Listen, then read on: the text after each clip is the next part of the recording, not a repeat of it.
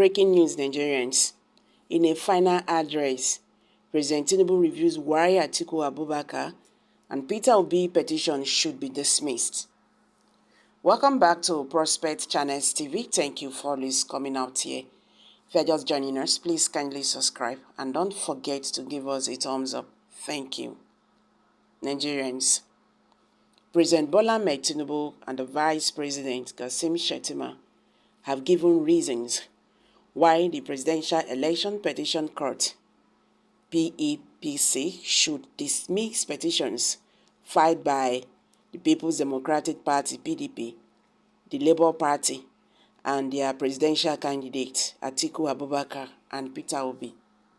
Nigerian News reports that Tinubu and Shettima insist that claims that a candidate must score 25% of votes in the Federal Capital Territory (FCT) to be declared president could have been a result of either their misreading of the Constitution or their miscomprehension of the relevant provisions of the nation's grand norm.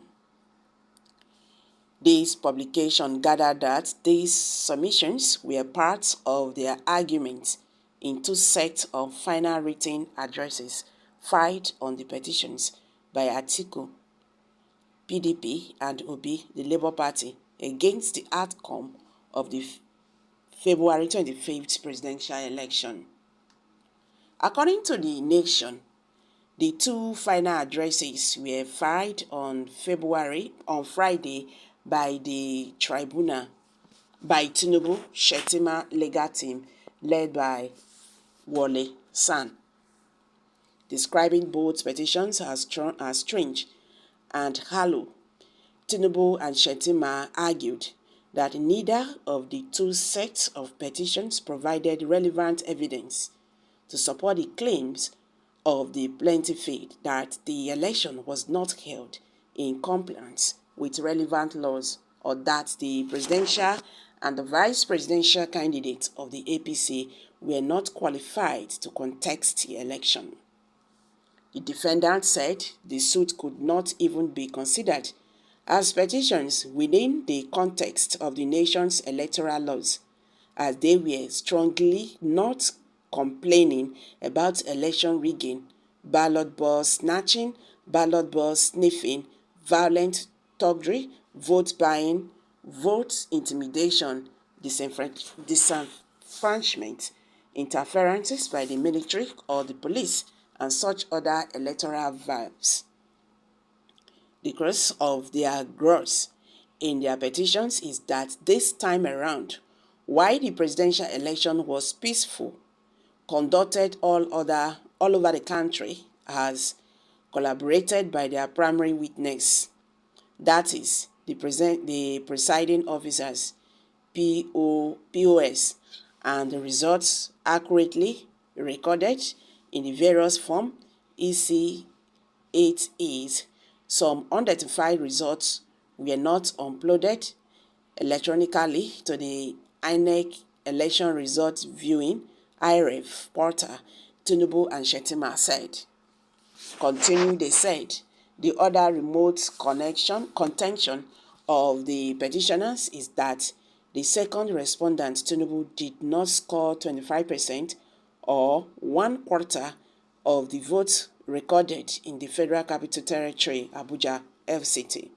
While the petitioners have also thankfully alluded to the respondent's non-qualification without providing any fact of same in the body of their petitions. They submitted that the petitioners failed to establish their claims with adequate and relevant evidence as required by law. Tinubu said he won the election with 8,794,726 votes ahead of Atiku, PDP, who were his closest rival, though trailing at a distance with a total of 6,984,520 votes, and Obi Labour Party came to distant third with a total of 6,110,533 votes. Besides, the defendants said why they polled more than 25% of the total votes cast in 29 states. Atiku secured the same in 21 states, while Obi got 25% in only 16 states and the FCT.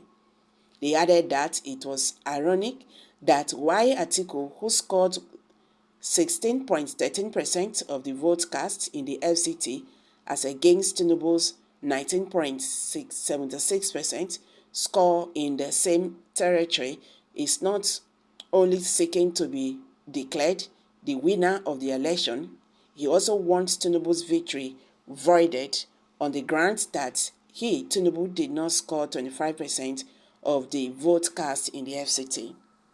Citing previous decisions of the Supreme Court on the status of the FCT, the respondent said there is no punctuation or comma in the entire section 134 to 6b 2b in brackets of the Constitution, particularly immediately after the states and succeeding and connecting the Federal Capital Territory with the states.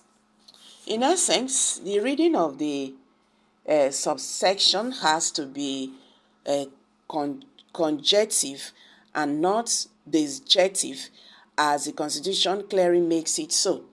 Please, pressed further by this constitutional imperative, the Federal Capital Territory, Abuja, is taken as if it is the 37th state under by virtue of Section 299 of the Constitution. With much respect, any other interpretation different from this will lead to chaos, anarchy, and alteration of the very intention of the legislature. Our courts have always adopted the purposeful approach to the interpretation of Constitution as exemplified in a host of decisions, including but not limited to Nafi Rabiu versus States in 1980. Okay, so guys, you've all heard it now. This is what Bola Ahmed Tinubu is asking the court to do. That even if he did not score 25% in Abuja, that will not make the court to disqualify him.